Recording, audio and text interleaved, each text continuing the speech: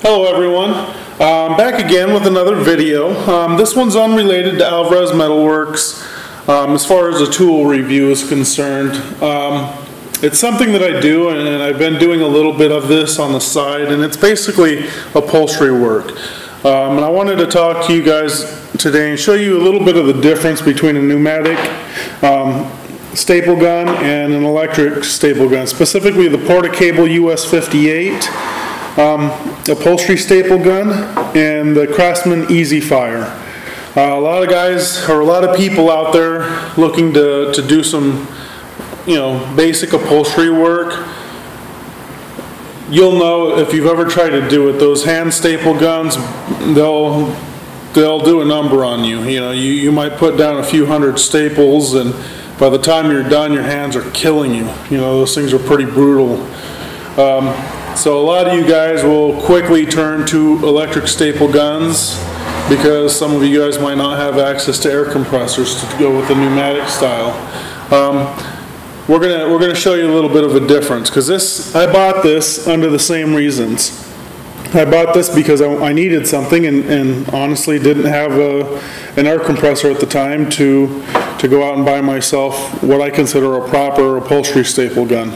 So anyway, for those that are interested in seeing any of the work that I've done, just either send me a message. You know what? No, check down in the description. I'm going to put a couple links down there. I've got a photography page on Facebook, and I've got some of my upholstery work and just some of the other artwork that I've done in general. I'm going to put that link down there. I normally don't share that on YouTube, but I'm going to this time. Check that out. You can see a couple of pieces that I've done. One is completely custom, and that actually has a lot to do with Alvarez Metalworks because it's a metal ottoman slash coffee table, but it's got upholstered inserts into it. So I built the frame and everything out of steel and put the upholstered inserts in there. Then I actually reupholstered my first chair as well. So, and that's on there. It's a girly chair. It's got a ladybug theme. It's pretty cool though. Anyway, let's get down to this.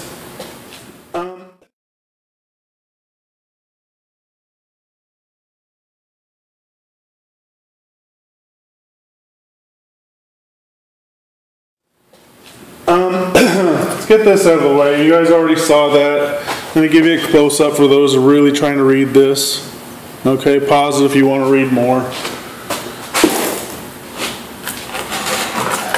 Okay, I've got this already plugged in.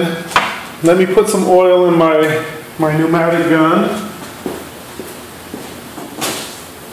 For those that are interested in what kind of oil you would use in a pneumatic stapler, this is what I use in all my air tools. It's Marvel air tool oil. You can get this stuff at like a local auto parts store or whatever. It's not very expensive. Just drop a drop or two in there. That's it. You don't want to go too crazy because then it'll start spewing oil all over your fabrics and stuff. So what I will say, well, first let's do a review on this one, okay? This works. I did all the upholstery on the ottoman with this gun here, okay? It's not ideal. It can get you by, but it's not ideal. You're going to really have a lot of problems with getting the staples to go all the way in the wood smoothly and not be bent up or anything like that. We got a little strip of leather in here. Let me show you this leather so you can see how thick that is. Let's say it's I don't know how thick that is. Whatever. It's fairly thick. So we're going to staple that on there. Let me cut this in two pieces.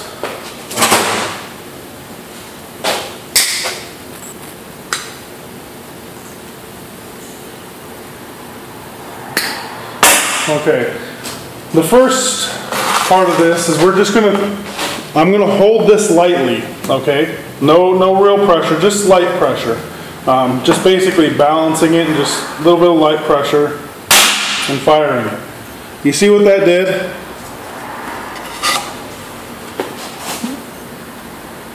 you know, it essentially didn't go in. And part of that has to do with staple quality, but ultimately it's the gun. If I hold this down tightly, then it goes in nice and neat, okay? When you're stapling hundreds of staples into whatever project you're working on, yes, you can do this and really hold it down, but eventually your arms and everything are going to get really, really tired, okay? Let's go ahead and staple this piece to it. Okay, we got that on there, nice and... there we go. Nice and flat. Didn't push down into the leather too far. It's the way it needs to be. Okay.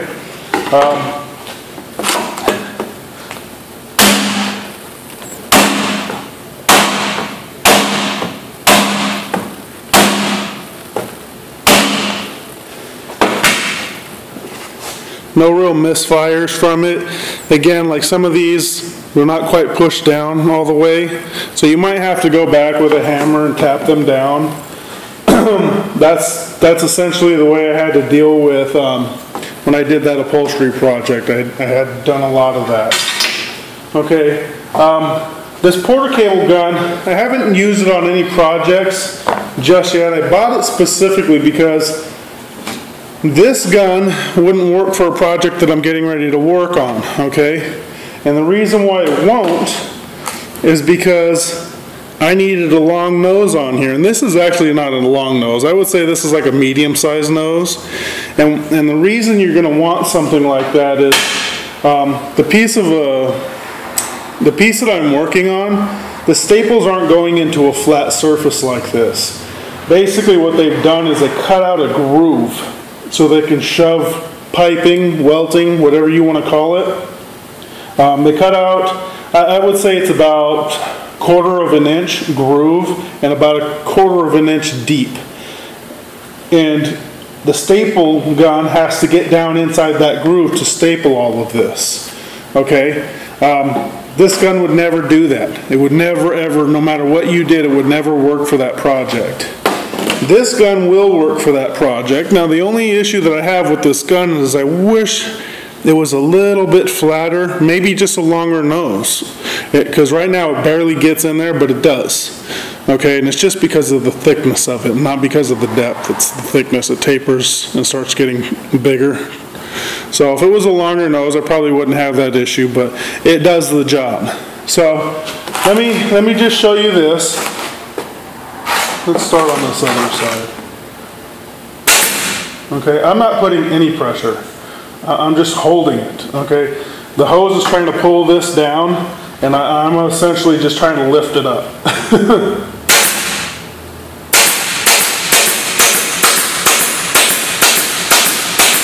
Okay, no pressure. All of those are in there, nice. Okay, they're not penetrating too far into the wood. If I put pressure on it, a little bit of pressure,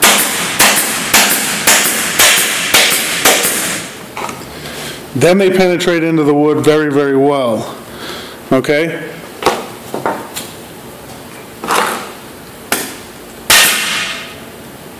That first one is with pressure, second one's going to be without. Okay, again, the first one had me pressing down on it, the second one didn't. Okay?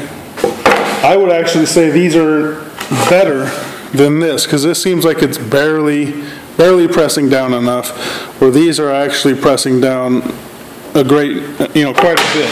Okay, you're not going to have issues with that. I will say this, the staples are different. Okay? I would say the staples that are in this are higher quality, but they're also smaller staples. Okay, and the only reason that's the case is because this gun requires a different staple than that one does.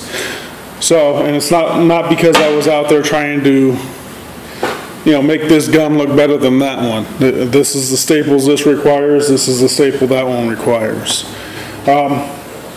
Basically, that's the difference. If you're looking to do multiple projects, you know,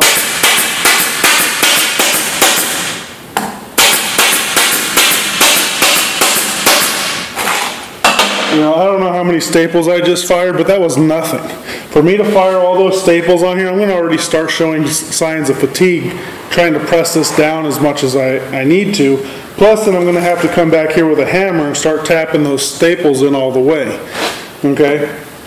That's why you need a pneumatic staple gun if you're trying to do, legitimate upholstery work. Even if it's as a hobby, and you're doing something more than just reupholstering the cushions on your dining set. If you're trying to do this for more than one project, go get yourself a small compressor. Go get yourself a pneumatic staple gun. This one actually is pretty cheap. I'll put the link to this down in the description so you can find it on Amazon. That's where I got it from.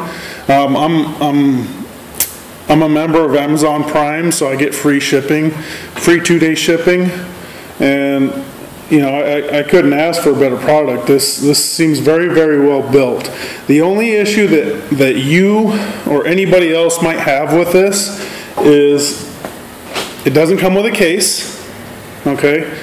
But you can always just use the box if you really want to put it away all the time. The other one is there's no safety on the trigger, okay? You're gonna have to be really, really careful that you don't just fire staples across the room.